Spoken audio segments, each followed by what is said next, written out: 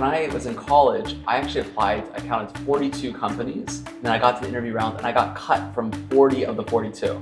So I got rejected from every single company except McKinsey and like some company in China. Your intro was like, oh, this guy worked at McKinsey. But like, no one talks about all the things. Like, I mean, I filled interviews so bad that the interviewer asked me about my family life. Like, it was so bad. It was so bad. One mindset I have that I think has served me is that no one gives a shit about you. Not in a bad way, but just in the sense that people are very self-absorbed. And so a lot of life, I think we spend in fear that we're going to be judged by other people. But the reality is that no one gives a shit, no one cares about you. And so the bar for action should be much lower. Stephen. Yes, Quang. Hello. First non-Vietnamese that I have on the podcast. And I think you are a special case from whom a lot of Vietnamese, overseas Vietnamese can actually learn a lot. For those who don't know you, how would you introduce yourself? So I'm Stephen. Probably my biggest identity is I'm a founder. I run an education company called Lumiere. We're this very nerdy company. We work with mainly high school students, pretty global of a company. We're about 80 people, work with a few thousand students each year. Another part of my identity is that I'm based in Saigon. I am like the O and OV, so 50% maybe. And I've been here for about 5 years. And then I have a side kind of identity, I know we're not gonna talk about too much, where I do stand-up comedy in Vietnamese. So one identity I have is just that white dude that spends way too much time trying to flex his Vietnamese. I would say that's a big part of my identity here, at least, yeah. Let's go all the way back, where you're from. What was it like growing up? Thank you. Among So back to where I'm from originally. Origins. Yeah, so I have a sip if you. Yeah, no, thank you. I do. I'm answer your question. So I'm an American dude, American white dude. I kind of grew up in this split childhood where most of it was spent in kind of the very random part of the U.S., Missouri. My dad was a professor at the University of Missouri, but then we spent a decent amount of time also in Asia as a kid. So we lived in Hong Kong and Singapore, and then I was an exchange student in Taipei at high school. So that was like in Chinese. I wore a uniform. I took Taiwanese math class in Chinese. I failed that year, and so I spent a decent amount of time in Asia as a kid as well. And then I was at Harvard as an undergrad, and I had met a few friends actually who were Vietnamese. Right when I was Howard?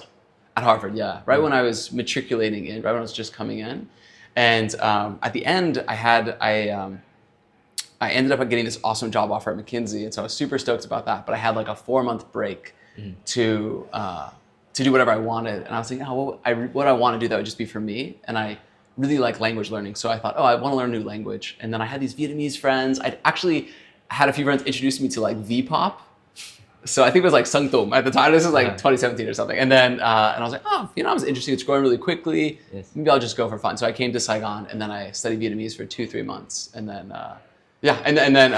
After that, I went back to McKinsey. I worked in the U.S. and China, but I decided to come back to Vietnam. Vietnam just had this I just have this really close connection and love of Vietnam, and particularly Saigon. More than other Asian countries, you feel?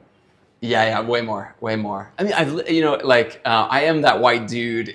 I'm like on the edge of being like that dangerously weebo dude. But like I spent a lot of time in Asia as a kid. For me, Vietnam, I love Taipei, my host family there, I really love them, and Singapore is amazing. China's really interesting, but Vietnam for me is the most exciting place. It's the place I feel the most joy. It's also a place where I feel like there's the most opportunity for someone like me who's not from that place. I mean, obviously, I'm unless there's like some Jewish strain of Vietnamese. So I love Vietnam, and Vietnam is like by sure. And people ask. I think when you're a foreigner, even if you're VQ, people often ask, how long are you planning to be here? What's your plan? And I'm like very long term in Vietnam, kind of a lifer. I'm long Vietnam. Yes, exactly. Walk us through that 3-4 months Vietnam, and then all the way to today. What happened in between? Yeah. So what happened? So oh my gosh, so funny. So these 3 months I spent learning Vietnamese like super intensely. So I was like doing 5 hours of class a day, and I was having a great time. Vietnamese is definitely one of those languages where people are, I think actually even if you're VQ or foreigner, people are very appreciative if you put in effort. I think just people find it, they like that you care, essentially. And but I had such a great time, and then I came back, to the U.S., I was back in Boston, and I just really missed Vietnam. I came to the U.S. and I just had this feeling, oh man, there's a piece of me that was kind of, it's so cheesy to say left in Vietnam, but there was just this feeling of like, I really have to go back. And so I felt like, fuck, I should keep studying Vietnamese, but I didn't know how. So what ended up happening for the next year was close to my house in Boston, there was actually a nail salon called Sunrise Nail Salon. All right. And so, yeah, Vietnamese. Yeah, so I walked in one day and I was like, what are the Vietnamese? And they're actually from Hue. And so for the next year when I was at McKinsey, I would go to work. And then if I came back early enough, I would actually go to the nail salon with my textbook. And then either get my nails done or just sit there and talk to the ladies and ask them questions in Vietnamese. And I just had such a good time. I mean, that's like and so for me, I was just really, there's something about Vietnam that was just really important to me. I now know a lot about actually nail salons now. So if you want to talk about that, I know I'm very deep in the nail salon space. But so after about a year and a half, 2 years, I thought, man, I should go back to Vietnam. I don't know if I'm going to be here long term. I was going to apply to PhD programs, but I thought I should just come back and give it a shot. And so then I came back and ended up working. Okay, yeah, go ahead. Yeah, actually I quit McKinsey. I didn't have any plans. I just came to Vietnam and I thought, I'm going to apply to PhD programs in about a year. So let me just find a job here. And then I ended up finding a job at a university here called Fulbright University, which was just getting started. But it wasn't really about that job, but I love Fulbright. It was much more about just being here in Saigon. So what was that decision-making thinking like? You just came, no plans, you quit? Yeah, yeah. It sounds like, I think people kind of, one thing I don't like is when people tell a story of like, oh my God, I was just risking it all. Like, I think that's kind of always a lie when people say that. So what I really had planned was that I was like, hey, I'm going to come to Vietnam. I'm going to apply to PhD programs because my dad's a professor. I wanted to go back and do a PhD in like a business school. So I knew I have a 1 year period. So it felt very safe actually. So I just came back. I quit McKinsey. I came to Vietnam, and then there's so much. I mean, there's so much opportunity here, and so people are like, oh, cool. You're this, McKinsey dude. You probably are reasonably smart, and so. People are like, hey, you can come work with me if you want. And so I don't think it was that risky, to be honest. It was just, I had this 1 year, but then after a year, I realized like, fuck, I really like this place. I don't know. I had to make a decision. Do I want to keep doing my PhD? Yeah. Or do I want to stay? You ended up then doing PhD, at least in parts. Yeah. And we will talk about the business that you run later, but just quickly running through that time. What happened then? Yeah. So what happened was, I really think Vietnam, ruined my PhD, like totally ruined it. Like I would be Dr. Turban right now if it wasn't for Saigon. It's like it crushed me. So what happened? It's pretty bad. I just saw people around me. I know you're friends with Hao from Viet, et cetera. People from Hao, Trang from Rue 9 who are starting companies, and in Vietnam it's just so entrepreneurial. Like everyone is doing something. Like whether it's selling a banh mi, or if it's running a cafe, or it's running a big video game company, or doing nothing. Yeah, I mean, it could be nothing. Yeah, it could be trying to sell something, and then you're not. So I just felt like, man, I'm really interested in this. Like, I think I got exposed to entrepreneurship for the first time, and so my dad's professor. So I thought I should do the PhD because I've been thinking about it. So I applied. I got in. I ended up choosing to go back to HBS, which is I was super excited to go there for the PhD, and then. COVID hit, and so I had a choice. Do I want to go back to Boston, or do I want to stay in Vietnam for like the first part of COVID? So I decided to stay in Vietnam, and so I was doing my PhD online. It was amazing because I was like I could be like a cocktail bar, like a group class, video off. People are appreciative, like, oh, thank you, Stephen, for staying up so late. I'm like, they're just blowing it off, and so eventually my PhD program realized that I had started a company at the same time. And I was also not on campus, and so I had this hilarious meeting with a administrator who pulled up my company website, which had my face on it, and she said, "Hey, Stephen, did you start this company?" And then I was like, "Yeah." And then she's like, "Hey, you have to make a choice." So that was like the choice point. Yeah. Does that make sense? I mean, it's just like a random walk. If you now like reflect back on that journey, Howard, McKinsey, HBS. Yeah. Now founded in Vietnam, and we'll get through that. What's the through line in that journey? So I think about this. I think the through line is I am someone who hates competing with people. I actually don't like it. I really don't like it. I find it uncomfortable. I think it's because there's some level of fear I have of losing. I don't like maybe I don't like to lose. You like winning. I like winning, but I also don't like the chance of losing. You know, does that make sense? I'm like kind of scared of it. I'm not like some like alpha dude who's like, let's go. Like, no, I'm like, I'd be like if we were like 500 years ago, I'd be like the guy in the corner, trying to like not get beat up by the guy with swords, right? So I think all of those are about me trying to achieve something that looks like, has some kind of front door elements to it, meaning it's like, oh, this is like Harvard, oh, this place is really, well known. Mm-hmm. But always trying a strategy that is, I think I call it like a side door approach. Mm-hmm. So approach that is a little unconventional in the sense that it's hard for people to compare themselves to me. I don't like to be compared because I find it, because I usually lose, like I kind of don't like, I find it uncomfortable. Mm-hmm. And so like an example with Harvard, for example, like when I was undergrad, I was like my profile, I actually took a year off of high school, which is pretty uncommon for American students. It's not like a gap year. Like I was like first year, second year, third year, took a year off and then came back for a fifth year of high school. So I took 5 years of high school to go to Taiwan because my grades were so bad in high school. Mm-hmm. I knew I needed to buffer my grades with an extra year. Mm-hmm. So I just told everyone, I have to take a year off. And then I spent that year trying to like do really well in tests and then become like this like Chinese speaking kid from Missouri. And so even like getting to Harvard, I thought it was much less about like me being the smartest kid, definitely not more about like me just being this weird kid who had these like weird attributes. And I think that's true for getting into McKinsey, for starting a company, even for Vietnam. I think Vietnam is like, I just feel like Vietnam is a really great example of a place where people like you or like me can have a lot more impact than if we were back in Germany or back in the States. And so there's an opportunity to be a little bit more side door in terms of having some impact and not just for other people, but also building something for yourself that you want.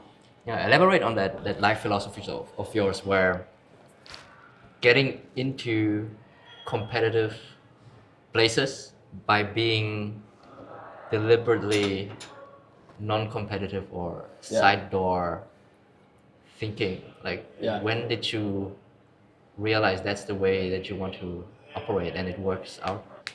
I think I'm not sure what the origin is, but I do remember. So it comes from a place of like actually of just discomfort. Like when I was in 7th, 8th grade, my best friend, this guy Carter, I love this guy to death. He was just better than me at like everything, and I remember kind of loving him. But there was a period of time where I felt really jealous of him, and I remember hating that experience. And then we went to different high schools, and then I realized, his friendship is so much better when we're not comparing each other like one to one. This is my best friend. Like I love this guy to this day. And so when I see a goal, I really don't like the experience of like someone comparing me to someone else one to one, because then it creates this like, then it's just about like who grinded harder. Mm-hmm. I would much rather the experience of being just a little bit different from everyone else. Mm-hmm. And it might be that I'm completely not the right fit, which is also fine.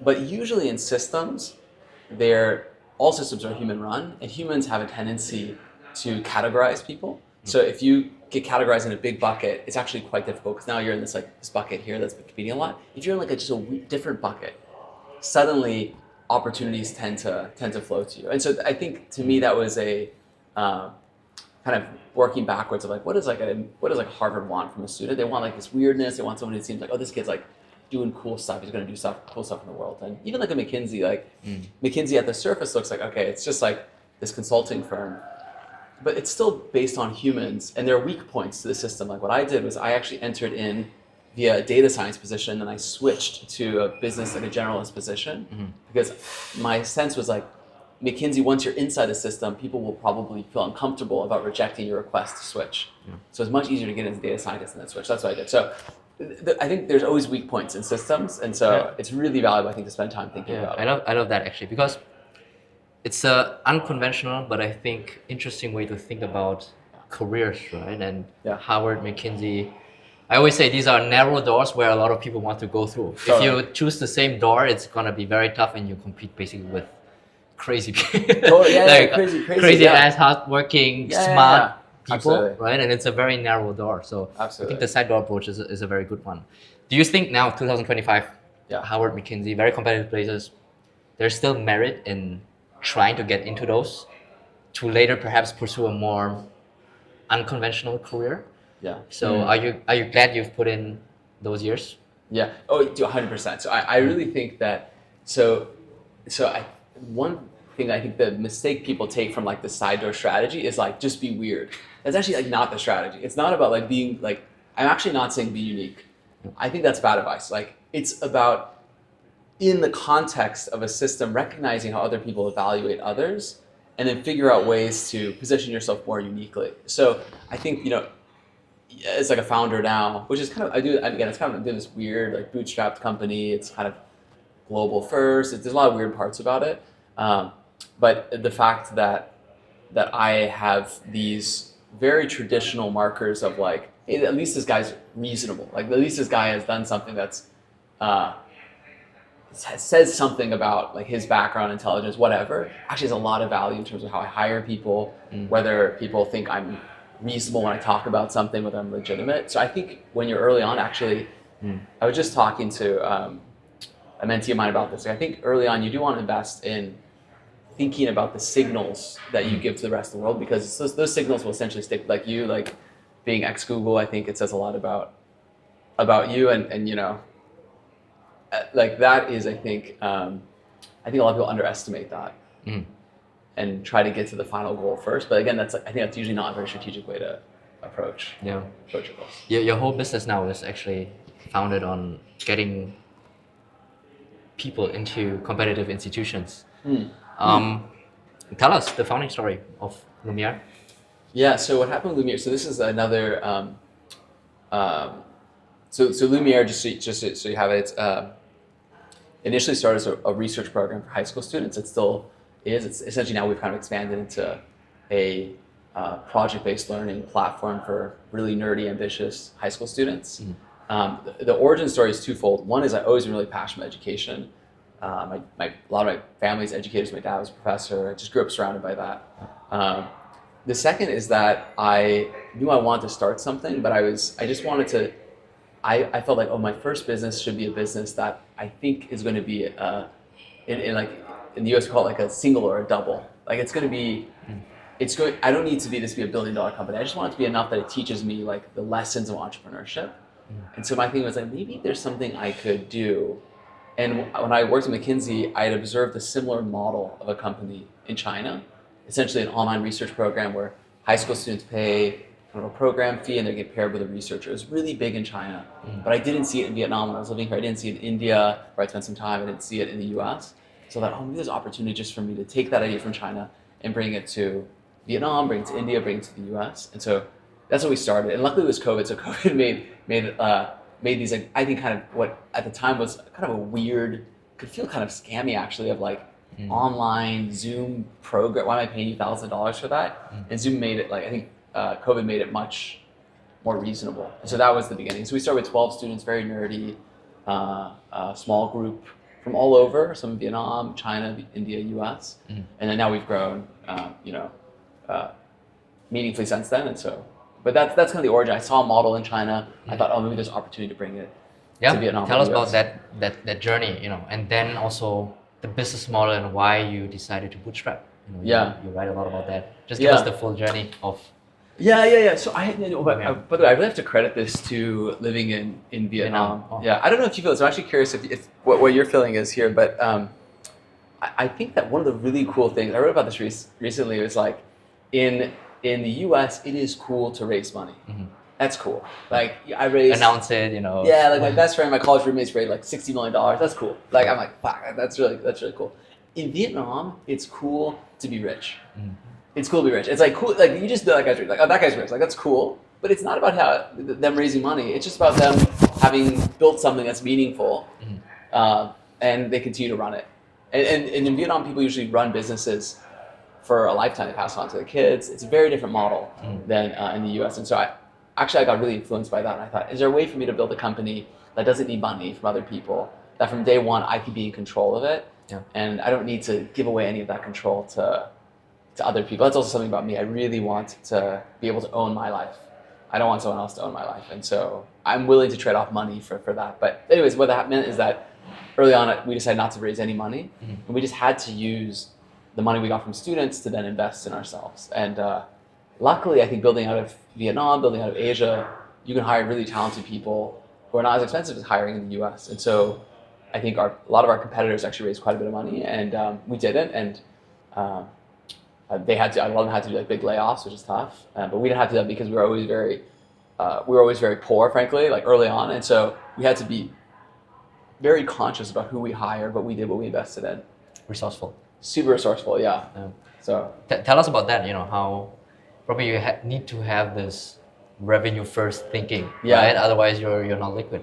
Yeah. Skill. So, talk us through that entrepreneurial philosophy you have on scaling from zero a bootstrap company. Yeah, I think the mindset, which at least we were talking about this recently, like they hold for years, is that like at every point you're kind of scared that it's gonna fail. At least for me, that was my experience. I was like, oh my god, I thought it was gonna fail. Like any point, I thought it was like a total I thought it was kind of fake that it was working for a long time.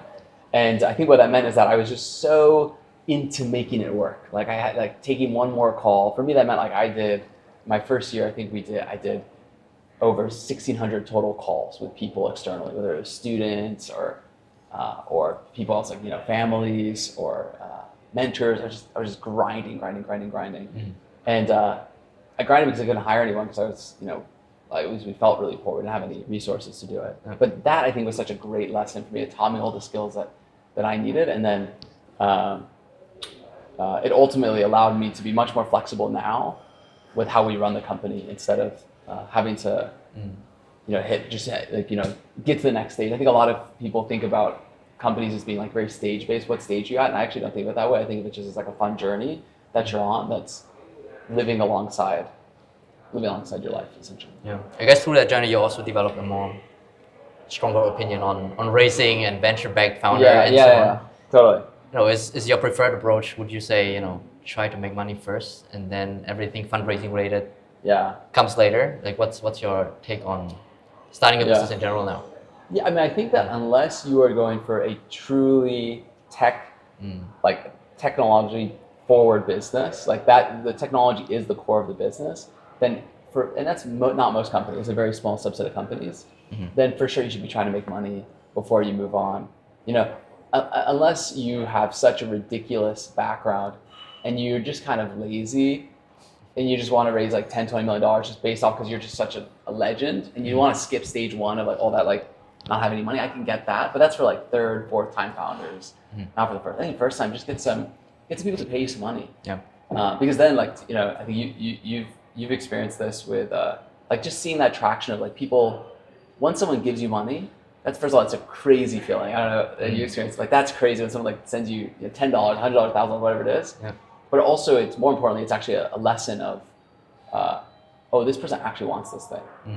And so I think you can lie to yourself if you don't push people to pay you really easily. Yeah. Walk us through the early days, the scrappy days, making the first dollars, hiring in, constant fear that this crumbles. Yeah. No, I mean, early days, it was me, my co-founder, was my college classmate, and initially actually it was an unpaid high school intern. Isabella, I got to give her a shout out. She's over there. You're a queen. She was, I think she was 17 at the time, and she actually named the company. It was me and her. She was like, "Oh, what about Lumiere?" And I was like, "Oh, fuck, it's a really good name." So she named the company. Very elegant. Very elegant. Yeah, she's actually really good at branding. We had no one for it was just me and unpaid interns for the longest time. And then we slowly had to figure out how can we hire people. And so our very first team member actually was lent to me by a friend who ran an education company in Vietnam. He said, "Oh, I have a team member who has a little bit extra capacity. Do you want him part-time?" This really nice guy, Austin. And so he worked with us, and that was what got us to the first 5 months. And then we started hiring more globally. And I think the cool thing about being in Vietnam is you can hire in Vietnam, I also hire a lot in India, in the Philippines. The company's pretty global. Yeah. So I'm based in Vietnam. We have about close to 10 people in Vietnam, but most of our team members outside of Vietnam. Give us this quick snapshot, current Lumiere. Yeah. How is it set up? What are the business lines? How do you run it? Yeah. So we're about 80 people full time. I am, of course, based in Saigon. We have a strong team. A lot of our founders' office team members are based in Saigon, but we also have team members about maybe 40 people in India. We've got a team in China, a team in the Philippines as well. All virtual first. And so when I say a team in China, a team in the Philippines, I don't mean that there's like a group of people in the Philippines working together, people in Vietnam working together. I actually mean that's just a global team, and they're based in those places. Yeah. So to me, actually, that creates a really interesting double-edged sword. The strength of it, the real strength of it, is that you just hire really good people, and you have to hire very global people from day one, people who want to work in a global environment. And then the cost is that you don't have like that in-person dynamic, which I think is a mess. Anyway, so that's the team structure. And then we have a couple of different verticals that we do. We have a research program, we have an internship program, we have a program that teaches AI and machine learning. These are all kind of separate brands. We're kind of a house of brands. And then we also do M&A in the education space. So we also acquire other education companies, essentially using our cash flow. And then we kind of consolidate them underneath our brand. But this is like 5 years in, so this is after kind of like slowly compounding. Yeah. And how is it going? Like self-assessment now, also comparing with venture-backed peers. You know, how do you feel the state of the business is? Yeah, good. Yeah, I think good. Yeah, I mean we're in that low 8-digit revenue stage. So that's, I think for me, that's awesome. And that seems like it's amazing, like really cool to see.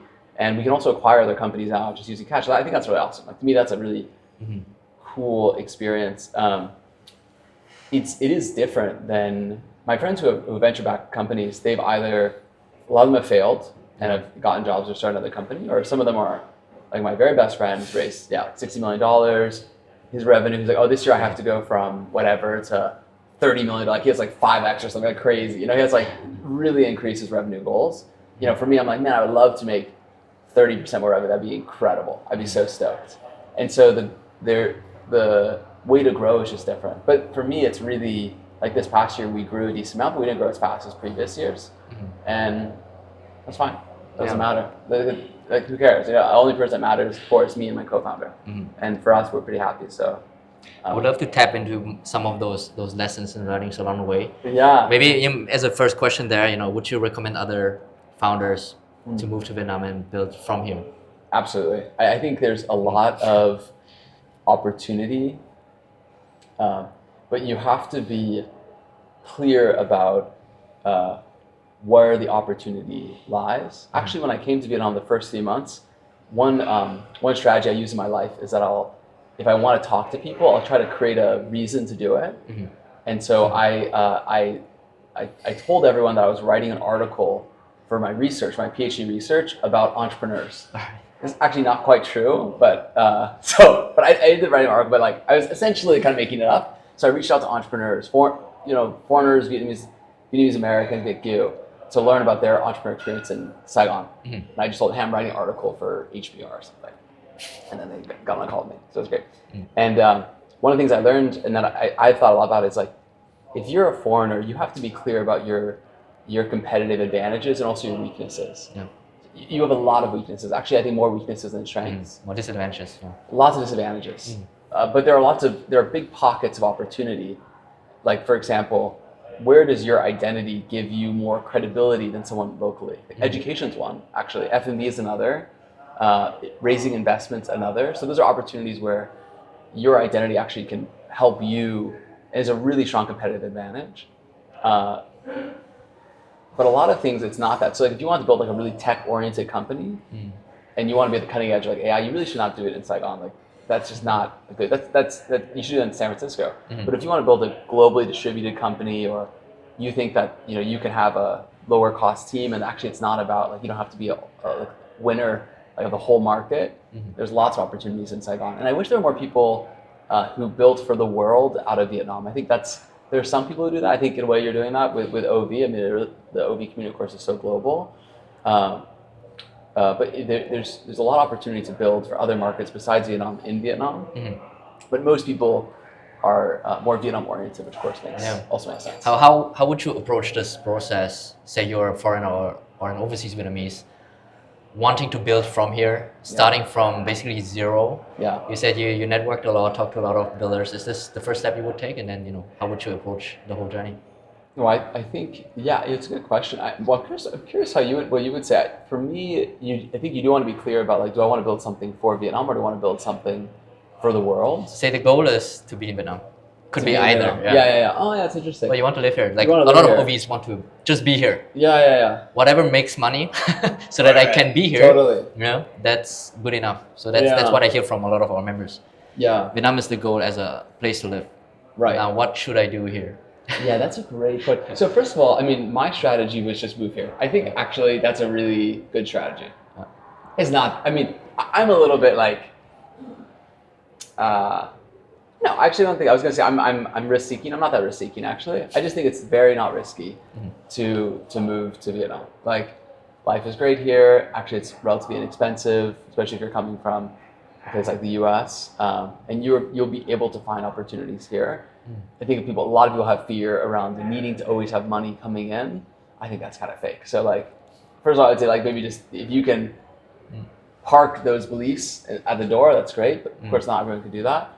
I think it's reasonable to get a job here, just recognizing that you're going to make a lot less money. So start with a job. No?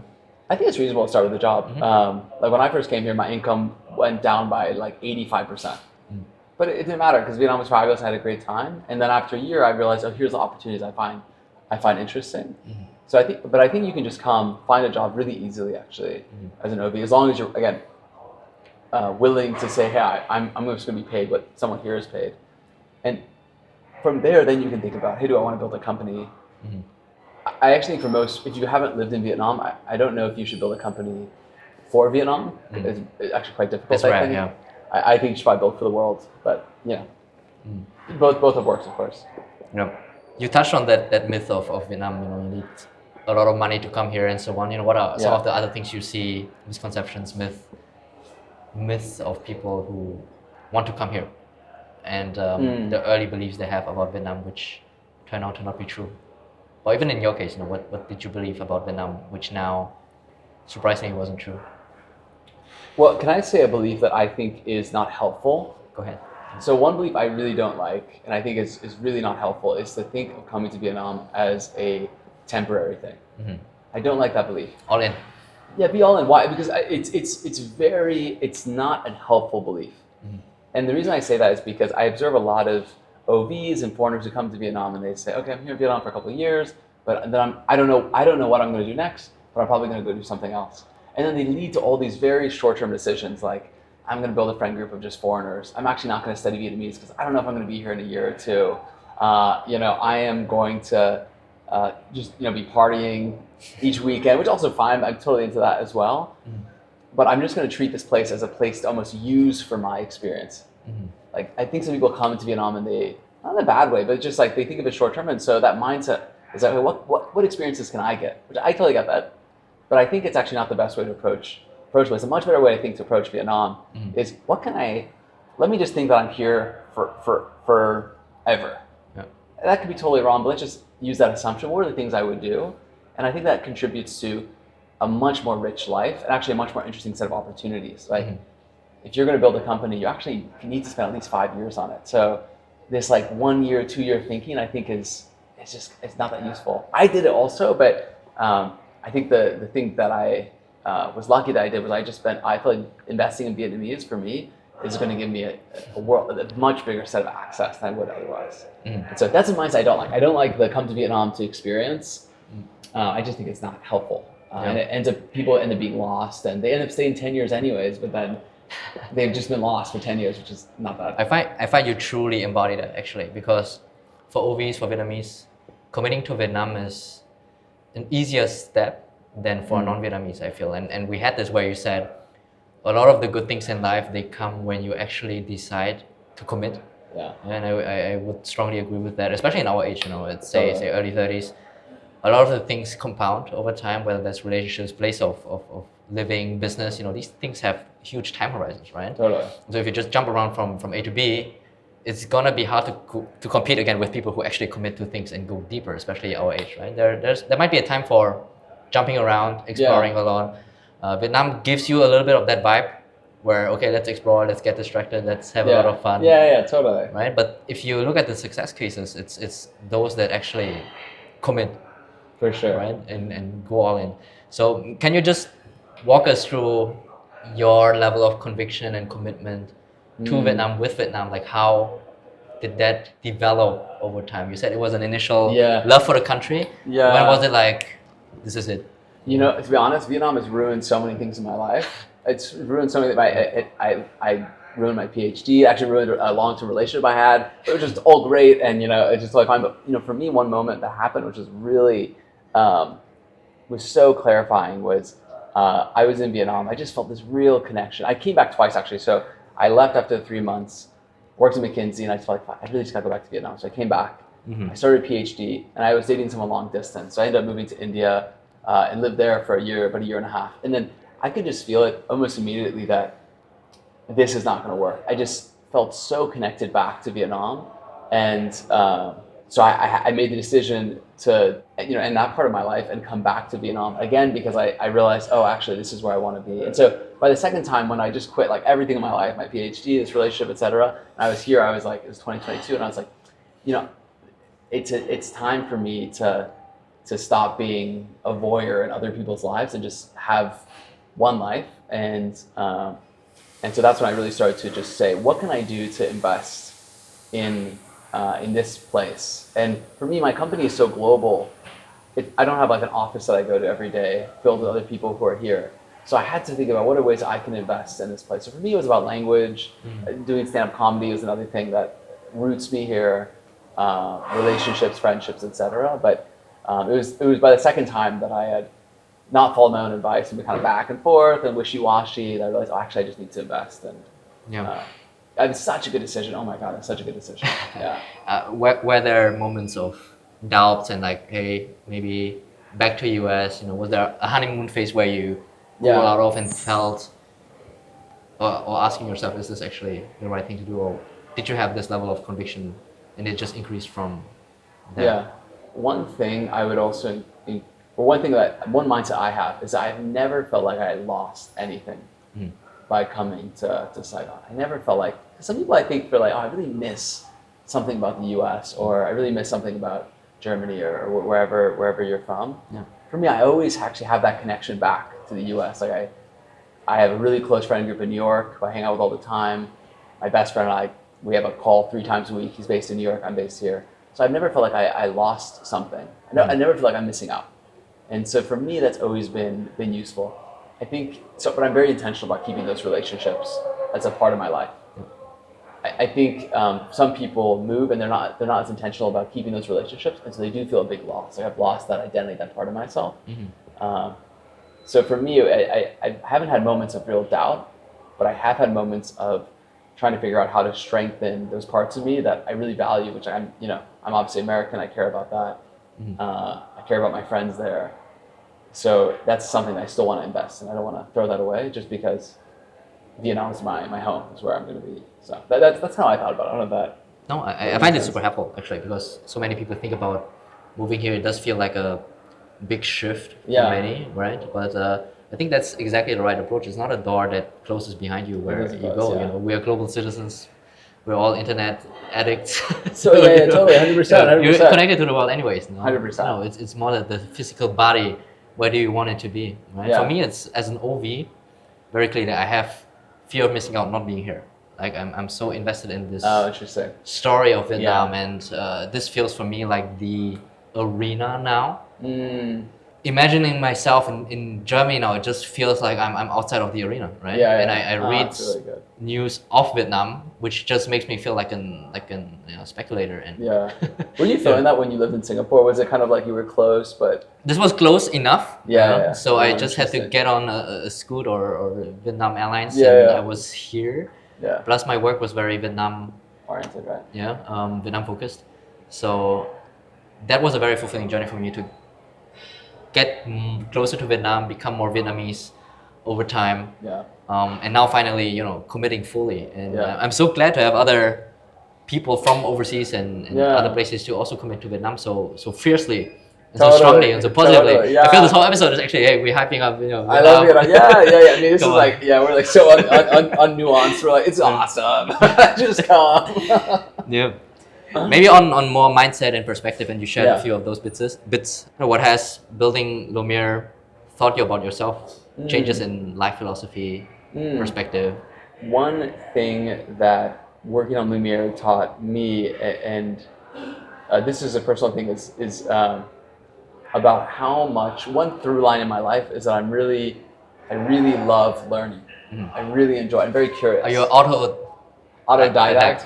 Yeah, I think I am in a way that, I mean, by the way, I think that sounds really like big. It just means that you like are curious and you like go on Wikipedia. Like that's what an autodidact is, like, oh, very interesting. Or you're like, ChatGPT, please teach me how to run this business. But I really love learning, and the really cool thing about being a startup founder is that you just, especially if you don't raise money, I think that's also important, is you can just do whatever you want. Like you can just learn whatever you want. Like recently, the past 2 years, I've been spending a lot of time thinking about M&A, like acquiring other companies. And I don't even think that's necessarily a good strategy for us. Like it might be a bad strategy. I don't know. But I just really want to learn how to do it because I felt like these finance bros are so rich, is my perspective, and they don't look that smart. Like, not that they're dumb, but I just think, you're not like 10 times smarter than me. But they have a set of knowledge that I don't have. So I thought, man, how can I use my company as a way for me to learn those things? And so that's been really, really, that was a big help from Lumiere. Lumiere just taught me that, hey, like, actually learning is really valuable.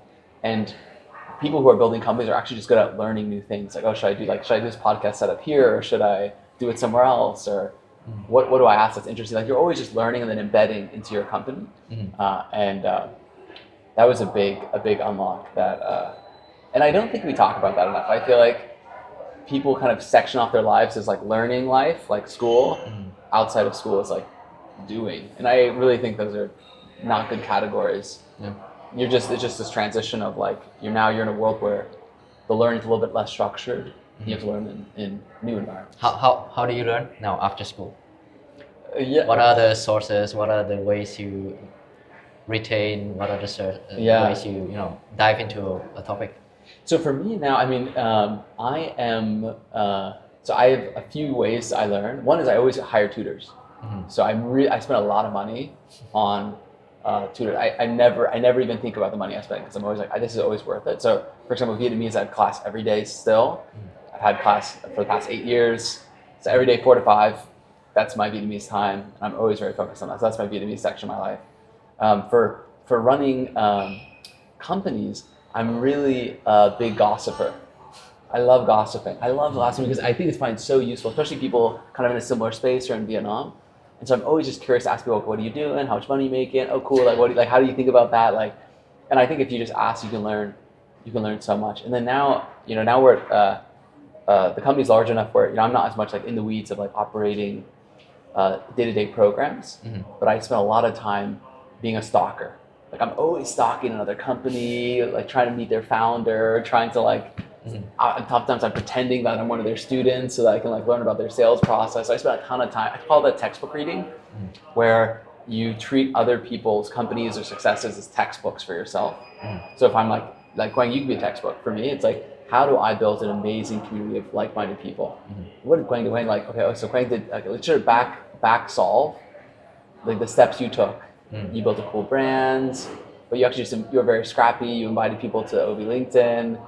You hosted in-person events, but it was also online. Like I could help learn and try to figure out those things. And so I spend most of my time doing that. So either I hire tutors for things that are clear and structured, or I essentially just try to copy people. And how does the unstructured part look like? Do you carve out time to reflect, to write things down, take walks? How does that processing look like? It's much more about the way I try to learn is by interacting with the world. So I try to look for truth signals, and there's a really great book called The Mom Test, which is about like, how do you run tests that give you proof? And examples of proof are like, if you are, let's say I know you're rich, and you run like a pho restaurant or something. There's something maybe connected there. And so what is it about the things that you're doing that are leading you to potentially have this outcome? So anyways, what that means is that I'm just spending a lot of time trying to see true signals. Like if you can sell something and people are buying it, that's a really true signal. So if you, let's say you pay someone like recently I've been thinking about how much do we pay our mentors who like teach students. Well, one thing I could do is just look at all my competitors and say, how much are they paying? Because that's a revealed action that they're taking. And then the other way I try to learn is just by experimenting. So one thing I do is like just try to launch experiments really quickly.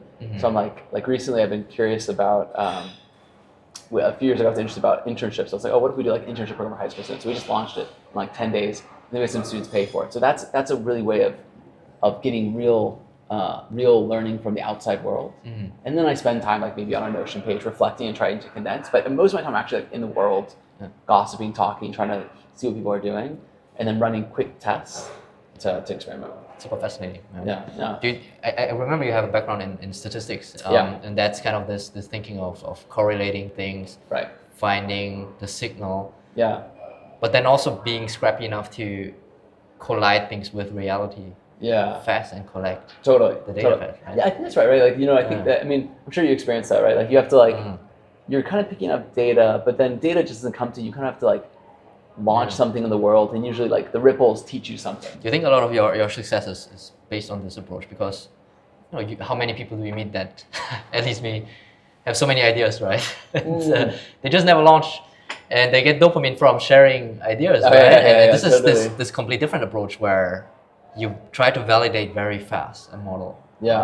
And you look at existing things, and you seek that first principle of how does it work for them, say the Pho restaurant, right? There needs to be a money flow from person A to the provider, right? And what is it that makes this happening, right? What's the correlation there? Right. So would you say you have this approach to all kinds of things in life, and your success is actually driven by I think a lot of my I mean whatever success I would have is I think a lot of it is exactly just like whatever success I have. It's such a bullshit. Yeah, it's like that's so funny. It's like podcast guest who's trying to be humble but it's like so not humble. I love that. But anyways, like I would say like the thing that's really worked for me is like first of all don't think that don't be a genius, right? Like other people are really smart, copy their ideas.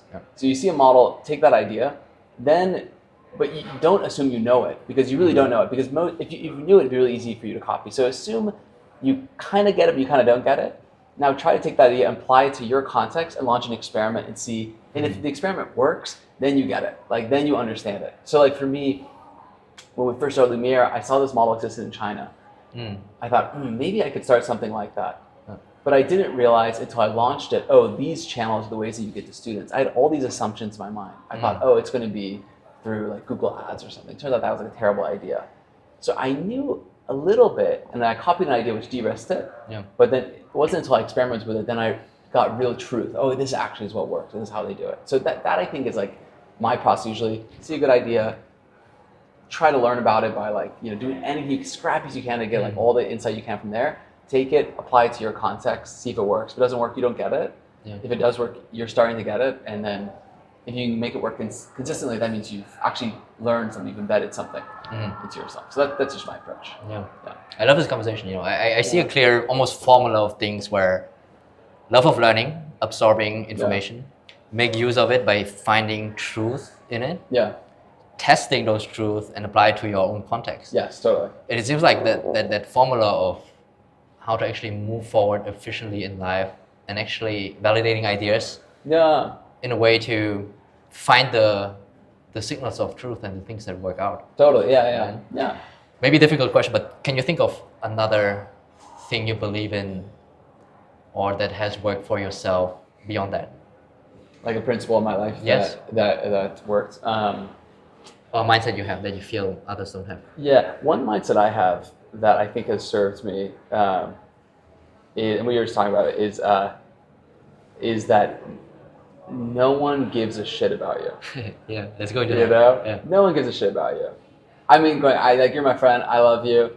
I don't give a shit. You know what I'm saying? Like, I genuinely care about you. And if let's say like you did something, let's say like I don't know, like let's say you did like what's a terrible thing you could do? Let's say I found out that you, let's say a friend of mine like was a big cocaine dealer in Argentina for 10 years. I don't know.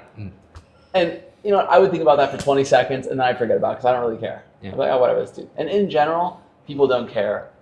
One belief I have is that people don't care about you. not in a bad way, but just not in the sense that people are very self-absorbed. And so a lot of life, I think we spend in fear that we're going to be judged by other people.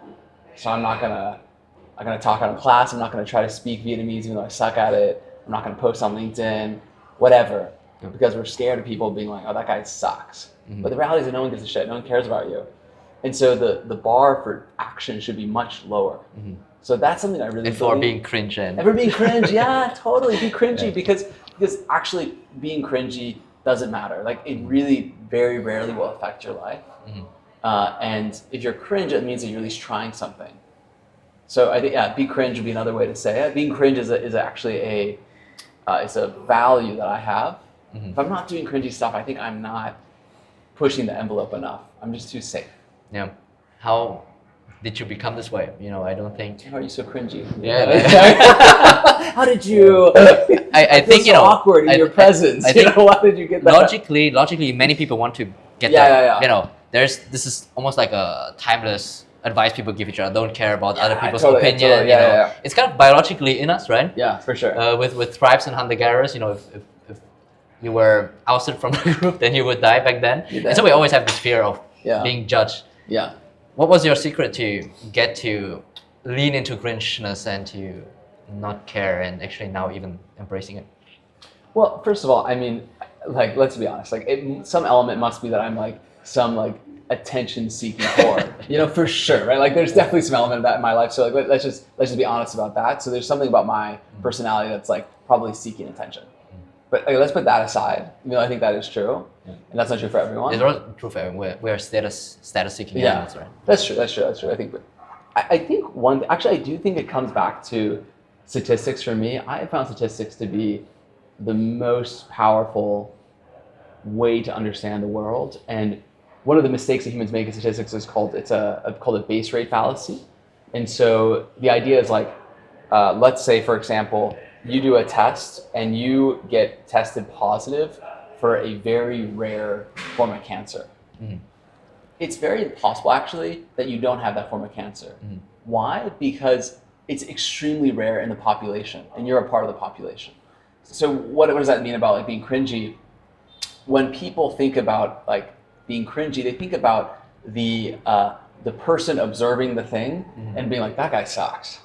But the reality in most of the world is that you never even get observed.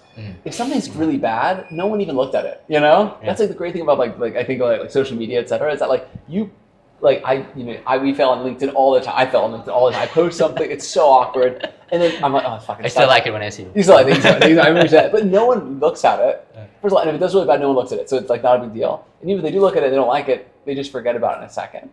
And so people tend to focus on the outcomes that they can visualize, which is someone seeing it, but it's hard to think about the outcomes that don't happen, which is like that no one saw. And so there's a big statistical process here of like I think we tend to over focus on the pain and just misunderstand that the pain is actually kind of rare and not that useful. So that's been a helpful framework for me. Would you say now you don't care at all? No, I mean I definitely care, right? Like no, of course everyone cares. You still care. Like it's like I posted a video recently, and so I do stand-up comedy, right? And stand-up comedy is an amazing example where if you fail, you just feel it. And so if I post a video for like through this group Saigon that I'm part of, and it doesn't do well, I mean I feel terrible. Still, of course, I feel so bad. Yeah, I feel terrible. I'm like, I suck. But I just have to remind myself, actually, hey, it's like. No, if it does terrible, no one even saw it, so who cares? So just keep pushing things out. And I think that's just true across so many things. No one sees. By the way, like I think about this with jobs as well. I'm curious of your experience. Like, for me, like the way you introed me was like, hey, Stephen went to Harvard and he worked at McKinsey. But when I was in college, I actually applied. I counted 42 companies, and then I got to the interview round, and I got cut from 40 of the 42. So I got rejected from every single company except McKinsey and like some company in China. But your intro was like, oh, this guy worked at McKinsey. But like no one talks about all the things. Like I mean, I filled interviews so bad that the interviewer asked me about my family life. Like it was so bad. It was so bad. So it was like really bad. But you can't observe that. And so again, people only observe the wins. They don't observe the losses. So I still care, but I just try to remind myself that like It doesn't matter that much. How I think about this is often we care. This is something we can't turn off. Right. But we often care in the aggregate. Yeah? So that's a useful way of thinking about this statistically as well, where we care what humans as an aggregate, as a group of people think about us. So we ought to behave in a way to maximize our chances of our opportunities, our likability, and do the right thing. But if you actually pinpoint, do we care about this individual person, whether they care about us? All of a sudden we're like, actually we don't care about that person. Okay. Like why would they be so important to me on an individual level, right? So that helps to actually zone out from that care. That. Just act based on the principles you think is the best that you define for yourself, right? Totally. But then you don't care about individuals that actually judge you because based on your own morals, you have been acting and have been doing the right thing. Do the right thing, or a reusable thing or something that you think is like, totally. And I actually love what you're saying about like opportunities versus like judgment. Mm-hmm. People I think focus on the judgment, where like you post something, people are like, oh, that sucks. And you feel, like you don't want that feeling. But the thing that it's hard to observe is the opportunities. Just because you're public, things come to you. I know things come to you. Like, I've hired now like 6-7 people who just came to me via me posting like genuinely cringy stuff on like LinkedIn or Instagram. So many. And it's hard to think of that prior to you starting, but it's really easy to think about you posting something and people like being like, dude, Huang sucks. Or Stephen sucks. That's really easy to observe. So I totally agree with you. But would you think there are people that actually think you suck? You're an idiot. For sure. Someone definitely. I mean, for sure. And by the way, people follow Stephen on LinkedIn. His writing is really good. You can tell me I suck. I love that, dude. For sure, right? Like, how could they not? I mean, dude, there's so many bad things about me, like that you could dislike. I just think there's a lot of things you could dislike, which I totally get. It's like, okay, first of all, this white dude in Vietnam clearly taking advantage of the fact that he's a white guy in Vietnam. Like, that's so cringy. You know what I'm saying? It's so cringy. So you could dislike that. I think that's totally. Totally are there things that you dislike about yourself or you want to improve currently? Or you're actively working? Yeah, I am like a really impatient person actually. Yesterday I had a team member who told me that they were quitting. So I realized like actually in that kind of situation, I'm pretty calm. I understand, I learned about what their reasons for, try to understand it. I actually thought like that type of situation I handled pretty well. But like on the drive here, my Saigon SM driver like went on the bridge, it like missed a turn, went on the bridge at 2 minutes. I was pissed, dude. I was like, no, I'm gonna be like 3 minutes late for Guam. So I think that I need to get better at. So I'm trying to get better. Better. That's stupid. Why do I feel like that's like such a waste? That's a not useful mindset. So I'm truly trying to fix that mindset. But there's the efficiency thinking as well, and I think we talked about pricing the hour. And pricing our time. Yeah. Talk us through that. Oh my God, this is like the most hated opinion. This is for entrepreneurs, So dude, this opinion people hate. Whenever I say it, let's think it through together. No one likes it. No one. Everyone thinks you suck. Okay, so here's my belief. Okay, I value my time at $3,000 an hour. Okay, $3,000 an hour. Okay. Why that number? It's something in the order of like if I built a company and I sold it for like $20-30 million in like 5 to 10 years, you can kind of back solve that to be like $3 to $5 million a year or something that you're making. Okay. So something like that. I don't know. Like to be honest, I just wanted to choose a big number. I thought let me pick a big number, but $3,000 feels like that's a ton of money. But I think selling a company for $30 million in 5 years or so, like that's not incomprehensible. Right? I think actually very doable. So, and that can be douchey in itself. But generally, like if you create a company, you sell it, like it's not crazy outcome. So what does that mean? So I value my time at $3,000 an hour. It's such a douchey, dude. I love this thought. I think it's so valuable, but it's so douchey when you say it aloud. Essentially, what that means is like, what are the tasks that in your life are going to contribute more than $3,000? For me, most things are not that. Now, there are things that are, for me, way more valuable than making $3,000, like spending time with my friends, or being with my girlfriend, or calling my parents. It's not like I'm like, oh, Blaine, thanks so much for hanging out with me. Wow, that was like $4,000 you asked. So that's not how I think about it. But I do think about things. One of the things I don't like Like, I don't like responding to emails. I don't like doing my laundry. I really don't like waiting in lines. And so I'm really willing to spend a ton of money to do that. I really love spending time with my friends. So I'm actually also really willing to invest a lot of money to force them to hang out with me. Like, I'll buy them plane tickets or something because I'm like, I just value it so much, you know? So to me, I use that amount of money. And the way you can think, I think one thing you can do is like, what is your current income? Get it hourly and then multiply it by 3 and then use that as like a threshold. That's one way for people to create a threshold for themselves. And I think that's very valuable. And you realize a lot of the things you do is just kind of not a good use of your time, not a good investment. Sure. But it does make you sound like a dick. I think it's the precision of having a quantitative number to it. Yeah. Because everyone logically knows time is valuable. Time is money. It's even a saying, right? But once you put it at a high number, then people think, oh, are you know? Yeah. But I think the issue is people like say that, but then they just give total lip service and it's bullshit. Like you need to have a real number because if you don't, how can you make trade-offs? Now, Exactly. Not everything is like. By the way, there are things that are more valuable than $3,000. So like, if I'm trying to, and it helps me also think about managing as well. Where if I'm like, I'll give you an example. Like if there's a specific student case where a student has had a bad experience. Obviously, I care about that. But how much better am I at handling that case than my head of like student experience? Maybe I'm a little bit better. I'm probably a little bit better. Maybe I am because I'm the founder. They'll show that the founder cares. You know, I may be more experienced, been doing it for a while, but I'm not that much better. So that's the delta. Obviously, it's better if I did it, but it's not that much better. Is that worth it for the company as a whole? Usually, it's not worth it because it's not a long-term thing that I'm creating. So that's why I delegate a lot of my work. I do a lot less work than I think a lot of other founders because I think, it's actually not worth my time to do it. So, but that also means I spend time on what I think is higher value, like experiments, launching new things, fixing big system errors, stuff like that. I love that. Yeah, I'm learning a lot actually. I think only if you have a number actually on the hour. Yeah. Only that gives you the clarity. Yeah, totally. As to what to delegate, what to do yourself.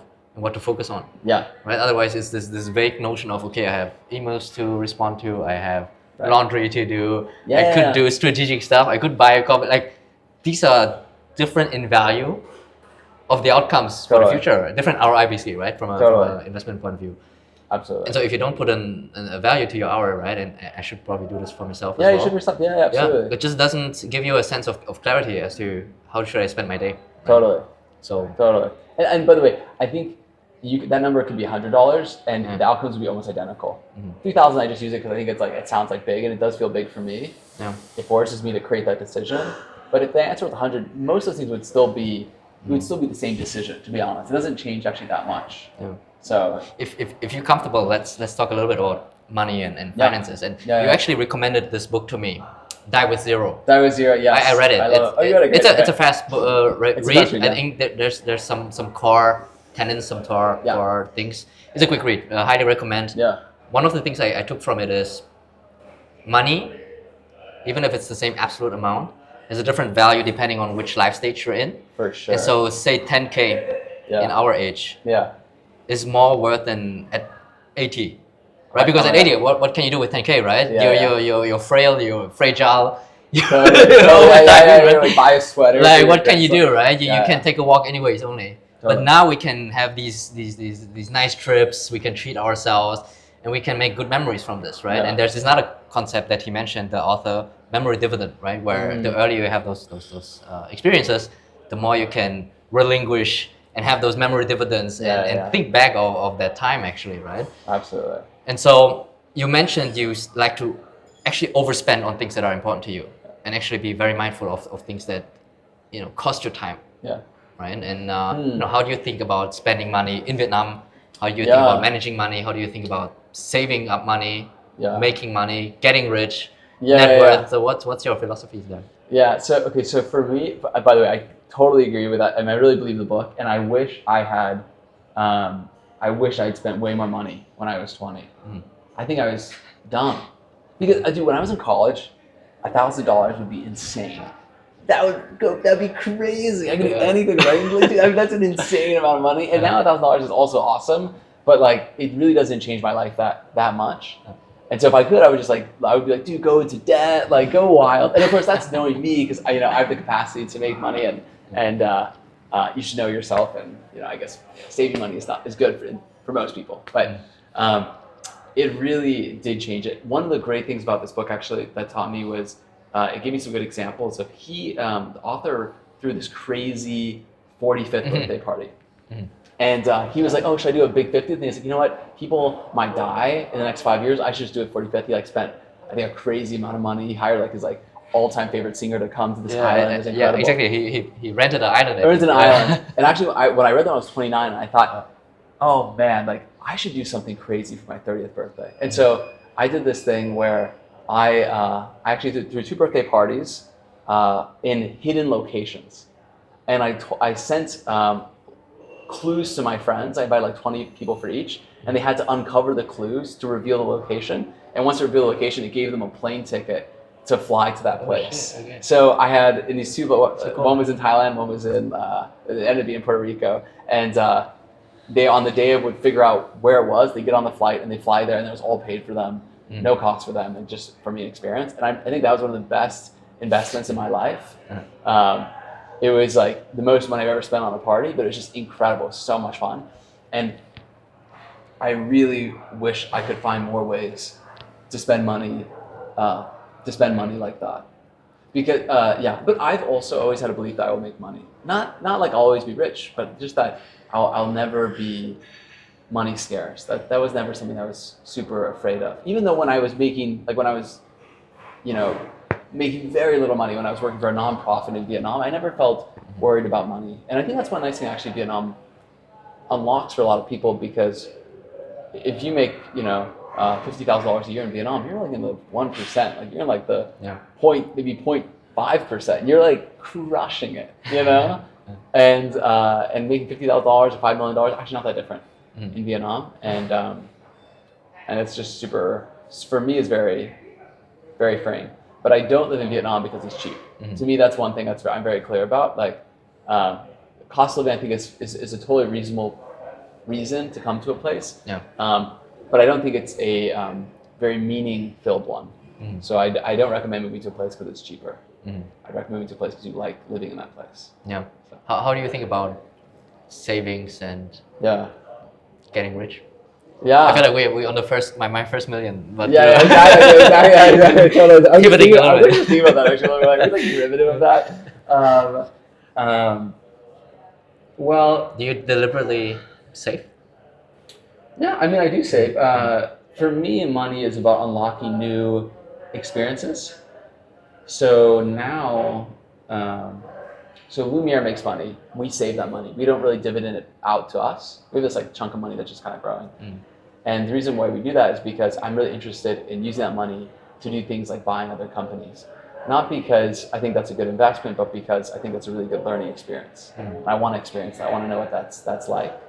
So I treat money just as a way for me to unlock new things. And then because I run a company that makes money, I don't feel any pressure or lack of money. But I'm not I'm not giving myself money from the company, so then I go buy houses in District 2 or something. To me, that's actually not that interesting. So I really think about money as how can I use it to keep building Lumiere, and because I like the experience of building something. The money is, to me, money is interesting as a scorecard, interesting as a freedom giver, but I've never felt that motivated by making a ton of money. I just don't think it's that cool.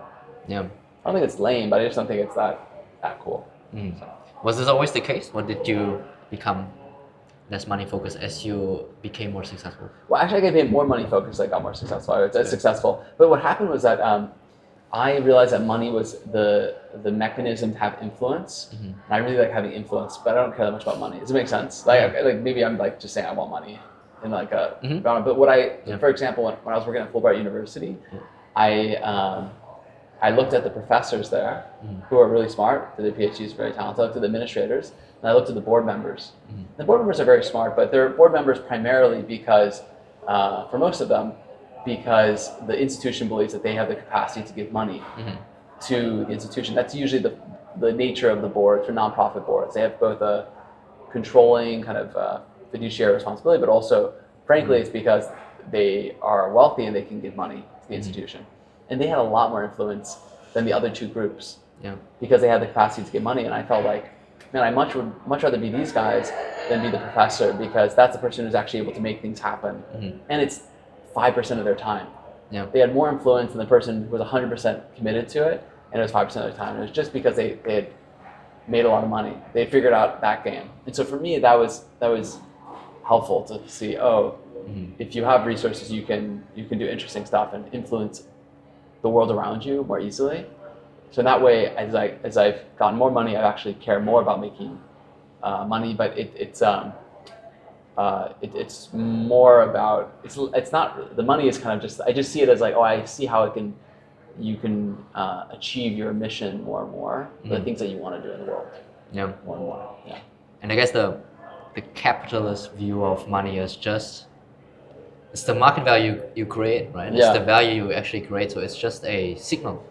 Yeah, right? signal. You don't aim for the money itself as an end. It's basically the means to let you know what you're doing has value, and there's on the other side people who are actually paying for it, which means you're helpful.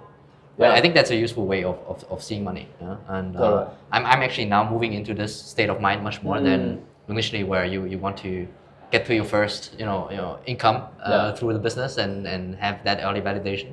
But now it's much more how big can I make this, in the sense that how valuable can it become as a way for me to know this is valuable for people. Right? Absolutely. I enjoy really much talking to you, Stephen. I think fun. we are very similar in a lot of things, or you also phrased a lot of things in a new way for me to tap into what I actually maybe have believed as well. Right? I love this formula again. Love for learning, find signal, and find the truth through your own reflection, adopting this to your own context. Thinking of money as a means, right? Spending on things that are important to you, and be very mercilessly cutting on the things that don't matter to you. Before we wrap up, do you think there is something else quirky, unique, mindset, belief that you hold that you think other people don't know about you or don't believe as much?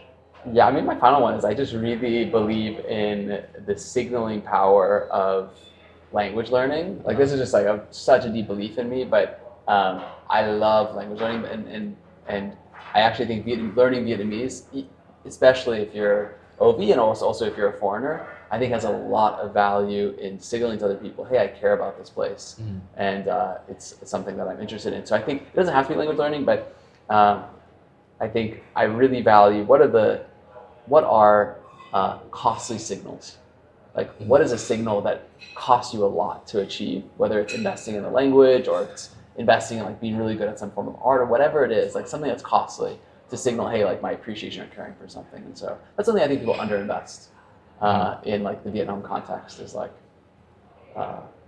learning the language, learning about this amazing place. It's a huge cost. It's a huge effort, It's because a it's a multi-year journey, and you're still in it, right? Yeah, totally. So it couldn't get realer in terms of the signaling. Totally. Oh my God, it's so real. It's so real. Cool. Looking forward, 10, 20 years. Yes. What kind of impact, do you want to have achieved, maybe through Lumiere or life in general, or by just being you, Stephen Turban?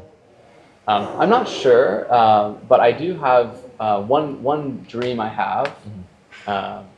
Is, and this is probably after Lumiere, and I don't have any time to, or plan to stop doing Lumiere, but at some point in my life, I want to build, this sounds a little bit, might sound a little bit it's fine. Arrogant, but I want to build a company that's so big and successful in Vietnam that it attracts talent to Vietnam.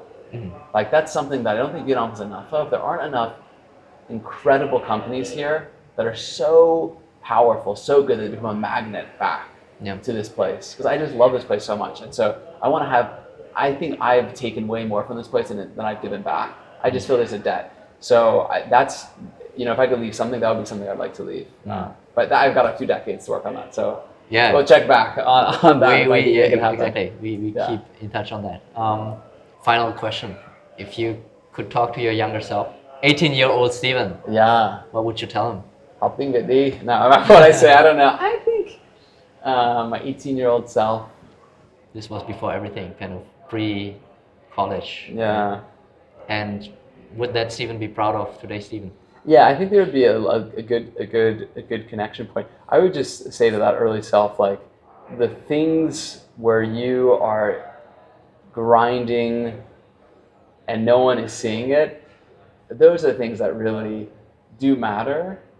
And there's going to be a lot of people that tell you, enjoy yourself. Enjoy this moment you have. And I think usually that's kind of short-sighted advice. And so I would just say, hey, I see you grinding there. I really appreciate it. And you're going to get the benefits when you're, Enjoy when you're rich, not now. Exactly. But also spend your money, go into debt. So I'd probably be like, keep grinding, go into debt. Those would be my two. My two. Yeah, so I just say, hey, like, I think the grind's important. I do think in college, you get told, at least in the US context, of like, hey, like, enjoy yourself, find yourself. I think that's bad advice. Mm-hmm. Like, I do think you want to be focused. And so it's the better advice to keep giving your all. Keep giving your all, yeah, exactly. Keep caring. And enjoy later. And feel free to go into debt to enjoy experiences, but continue to grind on things. So yeah. Work hard, play hard, perhaps. Yeah, I think that's a good way. That's a way to put it. Yeah, absolutely. Just live fully. Work hard, spend hard. I think this is the new opinion. But yes, exactly. Cool, Stephen. How can people connect with you and follow your work? And maybe LinkedIn's probably best. LinkedIn or Instagram. Stephen Turban for both. Yeah, I think those are the two. And if anyone's looking for a job, I'm like always hiring, always looking for OOVs in. We've gotten a couple people to move to Vietnam for Lumiere. So if anyone wants to work in education or looking for a job, please. My guy. My man, thank you so much. Thank you. Appreciate it.